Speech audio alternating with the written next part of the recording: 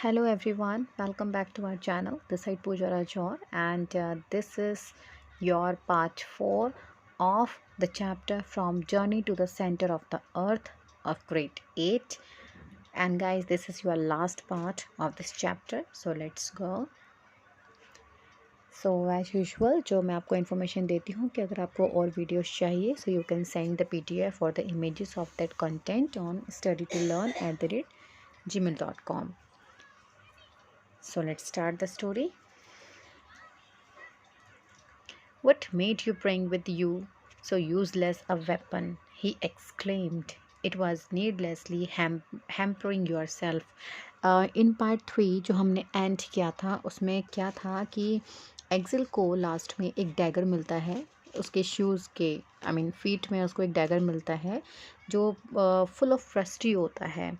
सो उसके आगे की स्टोरी हम इस पार्ट में रीड करेंगे. सो क्या बोल रही है फर्स्ट टू लाइन कि what made you bring with you so useless a weapon. He exclaim it was needlessly hampering yourself. तो अंकल कहते हैं डिडंट ब्रॉक कि ये यूजलेस वेपन क्यों लेके आए हो तुम अपने साथ. ये तुम्हें हैम्परिंग कर सकता है, मतलब नुकसान पहुंचा सकता है.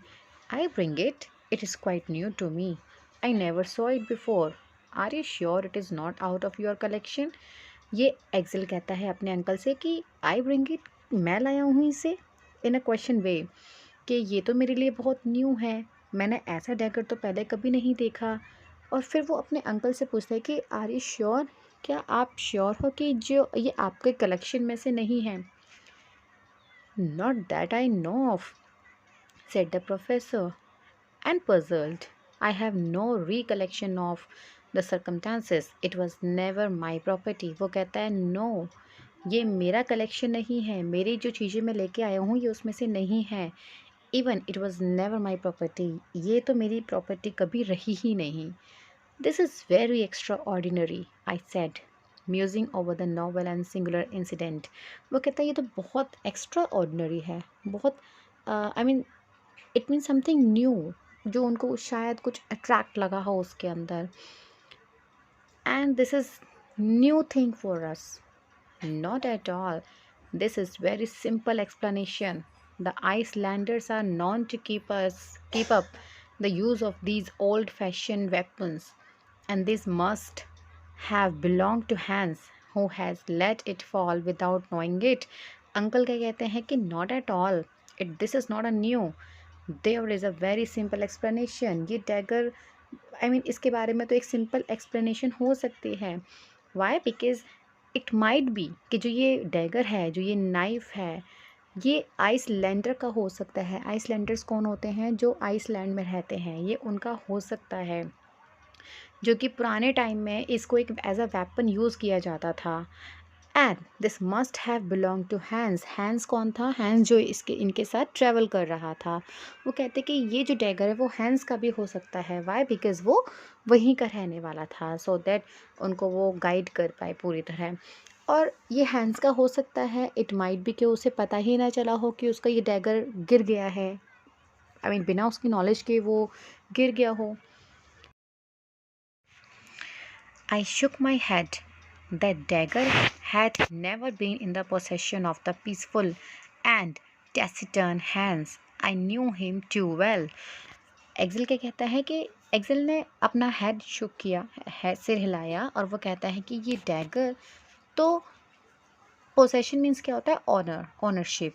कि ये तो हैंस का हो ही नहीं सकता. Why? Because he is very peaceful, बहुत ही शांतिपूर्वक है. एंड टेसिटन का मतलब होता है जो कि बहुत कम बोलते हैं. तो ऐसे इंसान का तो ये डैगर हो ही नहीं सकता. I knew him too well. मैं उसे बहुत अच्छे से जानता हूँ.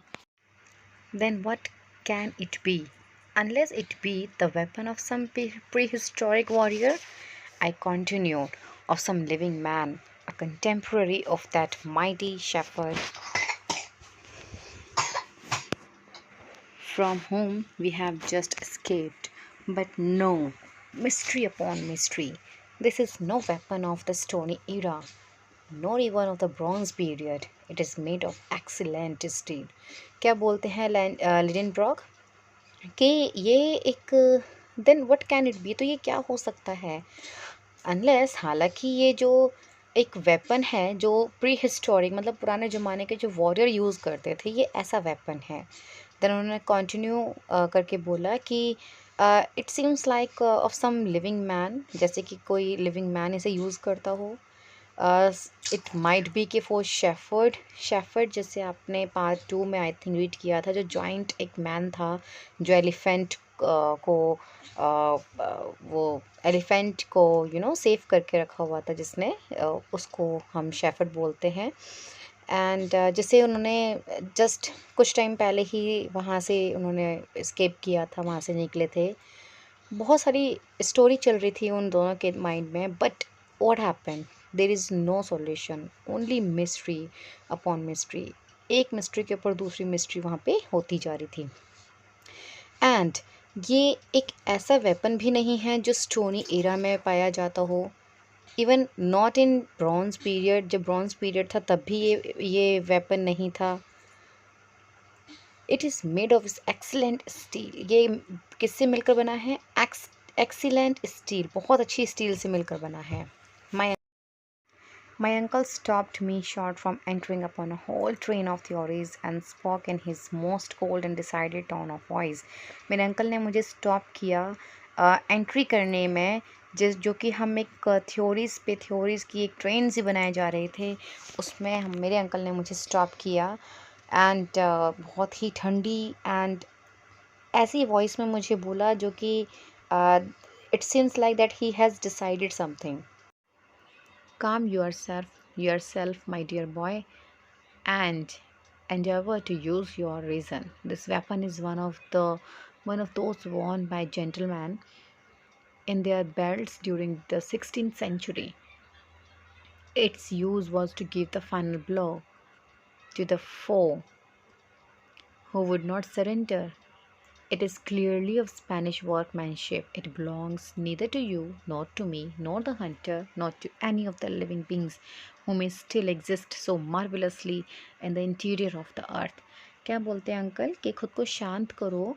एंडेवर का मतलब होता है टू डू समथिंग, कि हम जो भी कोशिश कर रहे हैं रीज़न ढूंढने की, उस उस चीज़ को तुम शांत करो। ये जो वेपन है ये बिलोंग करता है उस जेंटलमैन को। वॉन मीन्स के कोई चीज़ डैमेज हो जाने जिसको हम बहुत ज़्यादा यूज़ करते हैं, दोज वॉन बाय जेंटल, ये वो कहते हैं कि ये उनको बिलोंग करता है जो 16th सेंचुरी में जेंटलमैन थे, वो अपनी बेल्ट में इसको रखते थे। Why? Because its use was to give the final blow to the foe who would not surrender. जो उनके दुश्मन थे, जो सरेंडर नहीं करते थे, उनको टारगेट करने के लिए ये वेपन यूज़ किया जाता था। And it is clearly of Spanish workmanship. ये सारा काम किसका है? स्पेनिश लोगों का है। तो ये ना तो तुम्हें बिलोंग करता है, ना मुझे, ना ही हंटर को, और ऐसे किसी भी लिविंग बींग्स को ये बिलोंग नहीं करता जो कि अर्थ के इंटीरियर में रहते हैं। What can you mean uncle, I said. फिर एक्सल ने अंकल को क्या बोला कि आपके कहने का मतलब क्या है? Look closely at it, he continue. अब अंकल ने क्या बोला उसे कि इसको गौर से देखो axle. these jag these these jagged edges were never made by the resistance of human blood and bone. The blade is covered with a regular coating of iron, mold and rust, which is much more than a century old. वो कहते हैं, uncle क्या कहते हैं Excel को कि Excel, इस dagger को क्लोजली देखो, बिल्कुल पास से देखो, तुम्हें क्या दिखता है? देखो ये जो जेगेड एज है, जेगेड का मतलब होता है रफ, बट जो उसके पॉइंट है वो बहुत शार्प है। वह कहता है ये जो डिज़ाइन है ना, कि रफ भी है और जो पॉइंट है वो बहुत शार्प है, ये मैन मेड नहीं है। It is never made by the resistance of human blood and bone. ये मैन मेड नहीं है। ये जो ब्लेड है इसको कवर किया गया है बार बार आयरन की कोटिंग से, and rust which is much more than a century old, जो कि दिखता है कि ये 100 साल पुराना है। He cried, We are now on the verge of a great discovery. This blade of a dagger you have so marvelously discovered after being abandoned upon the sea sand for more than 100 of years has been invented by someone endeavoring to carve an inscription on these rocks. Uncle क्या बोलते हैं कि उन्होंने कहा कि जो ये तुमने हम एक बहुत ही बड़ी डिस्कवरी पर हैं एक्सिल। ये जो ब्लेड है डैगर का विच यू हैव डिस्कवर्ड, जो तुमने डिस्कवर किया है after being abandoned which is I mean completely left completely, जो कि छोड़ चुका हो कोई। वो कहता है कि 100 साल से ज़्यादा टाइम हो गया है कि जब ये डैगर कोई छोड़ के गया था यहाँ पे, एंड ये तुमने डिस्कवर किया है। Has been invented by someone endeavoring again try to do something to carve an inscriptions on these rocks। carve means होता है your I mean to cut wood और या स्टोन, वुड को या स्टोन को बनाना। वो कहते हैं कि कुछ जो लोग थे जिन्होंने पैटर्न बनाया रॉक पर, जो पैटर्न बनाया या कुछ भी कट किया, तो उस टाइम पे जो लोग थे उनका ये डैगर है जो कि गिर गया था उस टाइम, और इसको तुमने डिस्कवर करके एक बहुत बड़ी डिस्कवरी पर लेकर आए हो। So we are at a great place। But this dagger never got hair of itself, I exclaimed. It could not have twisted itself. Someone therefore must have preceded us upon the shores of this extraordinary sea। क्या बोलते हैं uncle कि ये जो dagger है ना, ये खुद यहाँ पे नहीं आया है, राइट, और ये कभी खुद ट्विस्ट नहीं हो सकता। इट्स श्योर कि कोई ना कोई ऐसा होगा जो कि इस एक्स्ट्रा ऑर्डिनरी सी के शोर पे हमसे पहले कोई आया होगा, जो ये छोड़ गया है और ये लकीली तुम्हें मिल गया। Yes, a man. But what man has been sufficiently desperate to do such a thing. But वो कैसे मैन थे जो कि किसी भी चीज़ को करने के लिए डिस्पेरेट थे। A man who has somewhere written his name with this very dagger, a man who had endeavored once more to indicate the right road to the interior of the earth। Let us look around, my boy. You know not the importance of your singular and happy discovery। क्या कहते हैं uncle कि कोई ऐसा man जो यहाँ पे आया हो, जिसने इस डैगर से नेम लिखे हैं, अ मैन, एक ऐसा मैन जो कि who has endeavoured once more to indicate the right road, जो कि इंटीरियर ऑफ द अर्थ में सही रास्ता दिखाने के लिए जिसने इस डैगर को यूज़ किया, एक वो इंसान हो सकता है। Let us look around. अब जो अंकल थे वो एक्सेल को क्या बोलते हैं कि अपने चारों ओर देखो my boy. You know not the importance of your singular and happy discovery. तुम्हें आइडिया नहीं है कि तुमने क्या डिस्कवर किया है। Extremely interested we walked along the wall of rock, examine the smallest features यहाँ पे बोला है लॉन्ग एंड डीप क्रैक्स। वो we at last reached a spot where the shore became extremely narrow. The sea almost bathed the foot of the rocks, which were here very lofty and steep. There was scarcely a path wider than 2 yards at any point. At last, under a huge overhanging rock, we discovered the entrance of a dark and gloomy tunnel। वो कहता है extremely interested था that we walked along the wall of rock and examined the smallest fissures। वो कहता है कि हम rock की वॉल के साथ साथ चले, जो रॉक थी उसकी वॉल के साथ साथ चले, और हमने काफ़ी सारे क्रैक्स वहाँ पे एग्जामिन किए, बहुत छोटे छोटे क्रैक्स थे वो हमने देखे। एंड एट लास्ट हम एक ऐसे स्पॉट पे पहुँच गए जो कि बहुत एक शोर था, मतलब सी के किनारे। शोर मीन्स होता है एज ऑफ सी। हम वहाँ पहुँच गए which is became extremely narrow, जो बहुत ही छोटा था, जो वे बहुत ही छोटा था। And sea almost bathed the foot of the rock, और जो समुद्र था, जो सी था, वो ऐसा लग रहा था कि जैसे कि जो रॉक है, जो पहाड़ है, माउंटेन्स जो आप कह सकते हो, उनके बिल्कुल फुट पर है, मतलब जो बिल्कुल उनके फुट को टच कर रहा है। विच वर हेयर वेरी लॉफ्टी मीन्स जो बहुत ही इम्प्रेसिव दिख रहा था। एंड स्टीप मीन्स होता है राइजिंग, और बहुत ही राइजिंग टाइप का दिख रहा था। There was scarcely a path wider than 2 yard at any point, वहाँ पे हार्डली कोई ऐसा रास्ता होगा जो कि 2 यार्ड्स चौड़ा हो, जो कि 2 यार्ड से ज़्यादा चौड़ा हो। एट एनी पॉइंट, किसी भी पॉइंट पे 2 यार्ड से ज़्यादा नहीं था।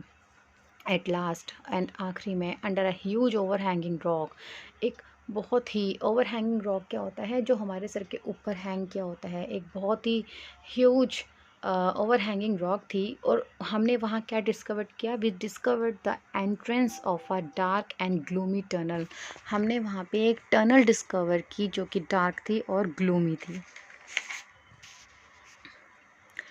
देयर, ये देखो इस टाइप की rock, there on a square tablet of granite we could see two mysterious, एक वहाँ पे एक ग्रेनाइट टैबलेट्स आप कह सकते हो कि स्क्वायर शेप का एक टैबलेट था। यहाँ पे देखो, ये आपको नज़र आ रहा है। We could see 2 mysterious and much worn letters, हमने वहाँ पे 2 मिस्टीरियस और एक वॉन मीन्स होता है बहुत टाइम पहले का लिखा हुआ, हमने 2 लेटर देखे। The two initial of the bold and extraordinary traveler who had preceded us on our adventurous journey, वो कहता है कि ये 2 इनिशियल बोल्ड लेटर थे।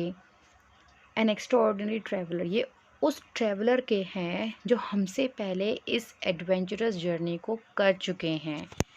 एंड वो 2 लेटर क्या थे, AS, cried my uncle, you see I was right, तुमने देखा एक्सेल, मैं सही था। ये जो 2 लेटर हैं वो हैं Arne सेकुंसम। And who was he, Arne सेकुंसम, जिन्होंने अर्थ के इंटीरियर में जर्नी की थी। जो चैप्टर का नाम है from the journey to the centre of the earth, एक ऐसी जर्नी की थी उन्होंने जो कि अर्थ के सेंटर तक जाती है। तो एट लास्ट इन्होंने वो डिस्कवर किया and they were very near to the center of the earth and they were very happy, they all are very happy because इन्होंने जो एक स्टोरी पढ़ी थी। बिकॉज था क्या कि लिडिन ब्रॉक जो अंकल थे, उनको बुक उन्होंने रीड की थी जो कि रिटर्न बाय अर्ने सेकुंसम, उन्होंने पूरी जर्नी के बारे में बताया था कि what is centre of the अर्थ, कैसे कैसे जाना है। तो ये उसी को फॉलो करते हुए गए थे and at the and they discovered everything. So this is your story and बाकी जो 3 पार्ट्स हैं आपको इसके डिस्क्रिप्शन में उसके लिंक मिल जाएंगे। सो इस पार्ट से पहले आपको पहले के 3 पार्ट्स देखना ज़रूरी है। So this is my email ID study to learn 15@gmail.com। Thank you everyone, thank you for watching.